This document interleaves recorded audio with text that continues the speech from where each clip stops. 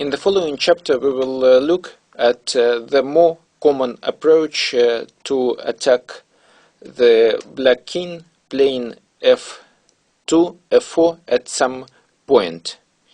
Usually after white plays f4, the line f will be open, and white uses this open or half-open line to attack the black king.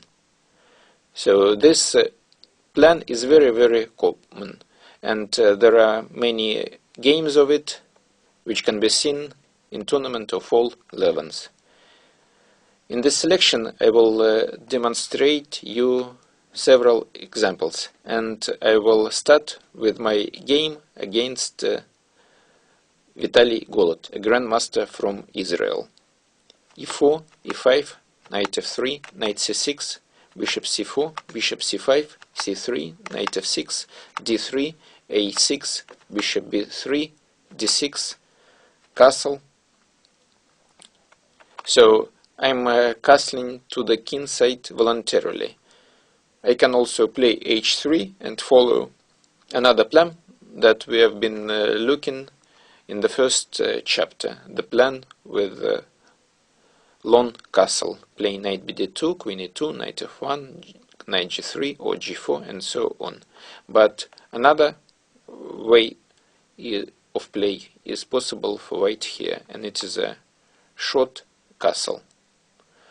So for the same reason as before, black cannot castle to the king side, because after bishop g5 it is rather difficult to get rid of this pin, although it is not as dangerous as in the previous lines, because white has already castled to the queen side. Nevertheless, weakening moves like h6, bishop h4, g5, bishop g3 are still promising advantage for white. So black has to do something.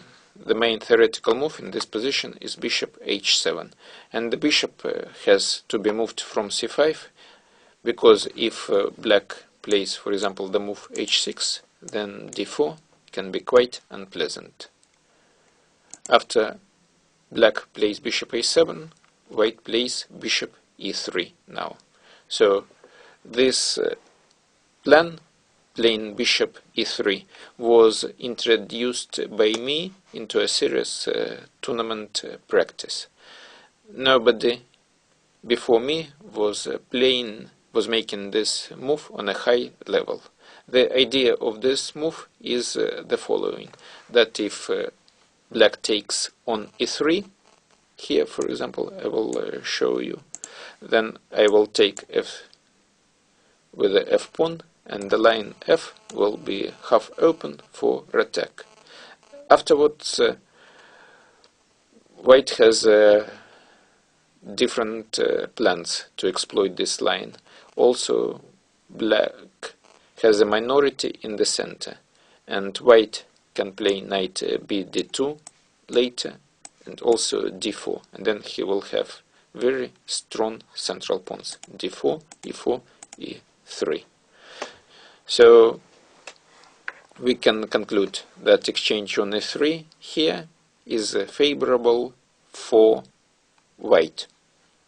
If black is not taken on e3, then at some point white can take on a7 and play d4, and the rook on a7 will be misplaced. So white is winning some time to develop the play in the center. When I started playing this variation, nobody knew how to react to it, and only later the black side found an anti-venom. Also, I played this plan, this idea, against Morozevich. Also, Morozevich didn't know how to react correctly, and I got big advantage. So the normal move is castle. Now bishop g5 makes no sense, because it will be loss of time. So I play knight b d2 here. Nowadays all black players know that the best way to react for black is to play h6 and only afterwards transfer the knight to e7 to g6. This is how Malakhov played against me, how Ulyanov played against me, and although they were standing slightly worse, finally they were able to equalize. But then at the beginning phase of this variation, black didn't know how to react, and Vitaly Golod in this game reacted not in the best way. He played knight e7. So the idea of black is obvious. If black will put his knight on g6, then the knight on g6 will be a good defending knight, covering the square h4, also the square f4. And even if later white plays d4, then it is not dangerous for black at all. But thankfully, luckily, white has a good move, very strong move to make to prevent further move knight g6. So white here plays knight h4. So the idea is the following: to exchange on a7 and then to play f4. Knight g6 here is not a good move, because after knight g6 and later the exchange on a7, so black has a damaged pawn structure on the king side. So it is already difficult to give a good advice for black, because if now h6, then white taking on a7, and after f4 he is standing better. In the game it was played king h8, also not the best move in the position. Now white is taking on a7, rook a7, and now plays f4. There is a strong initiative along half open line f. Also the pawn f7 sometimes can become very weak. Also the rook on a7 is out of place, and a lot of time would be necessary for this rook to return back into play. ef4. So if knight g4, then white has simple move queen f3 here. So ef4, now we take on f4. And here black makes a typical mistake. So he begins to play in the center, being behind in the development.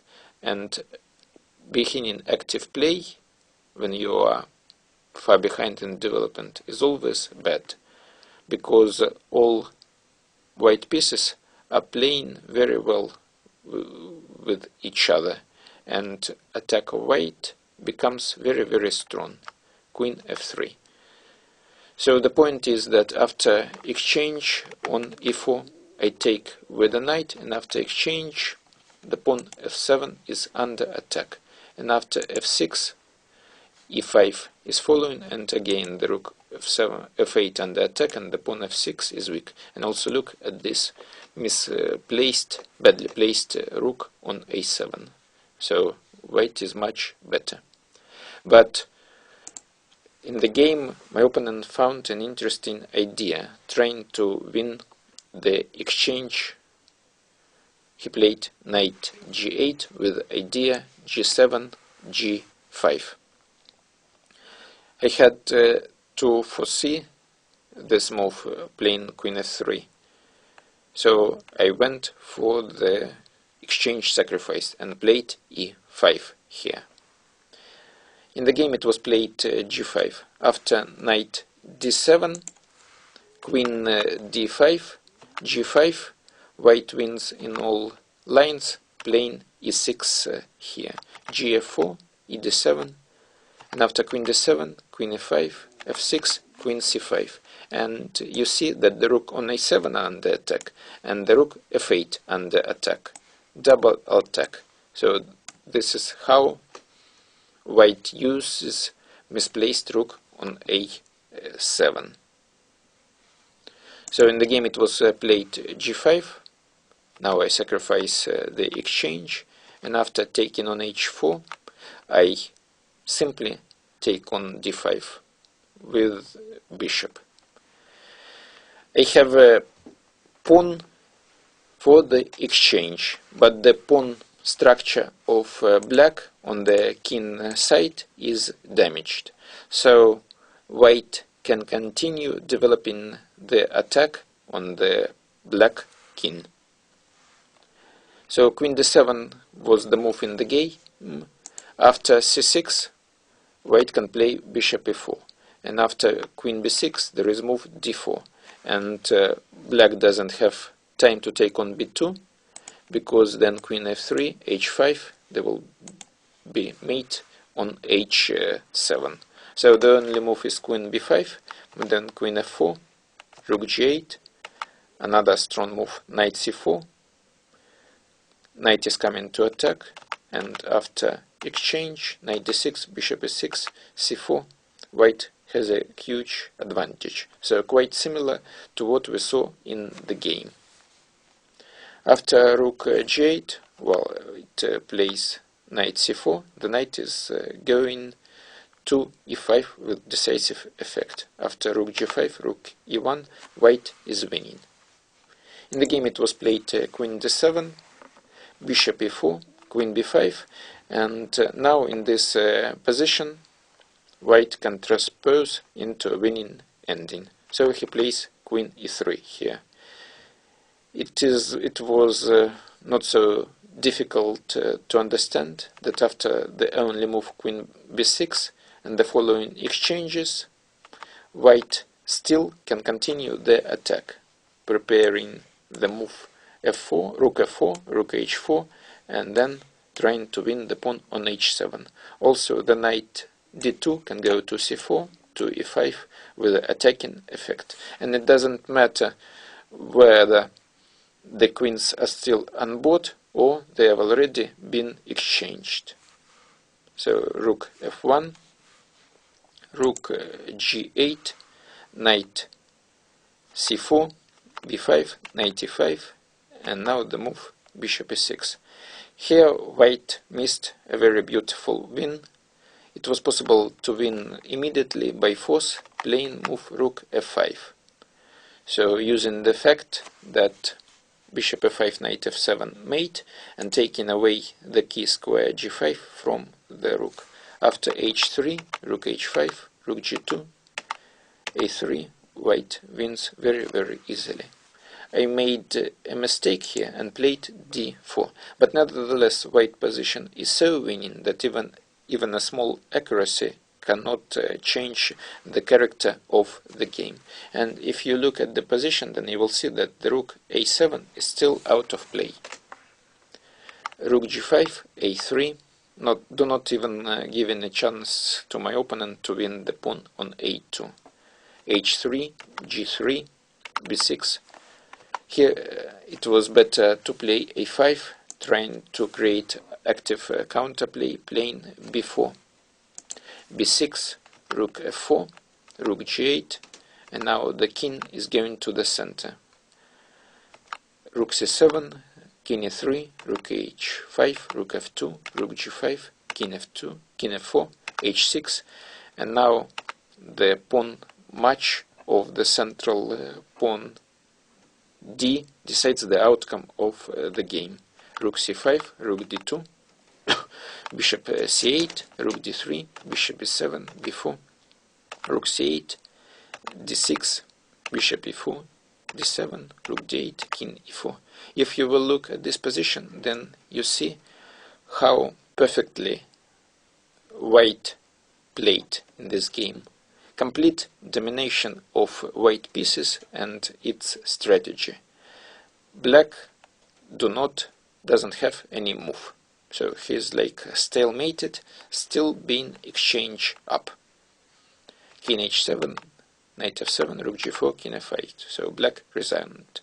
I'm very proud of this game, where I demonstrated good technique, understanding of the Italian game.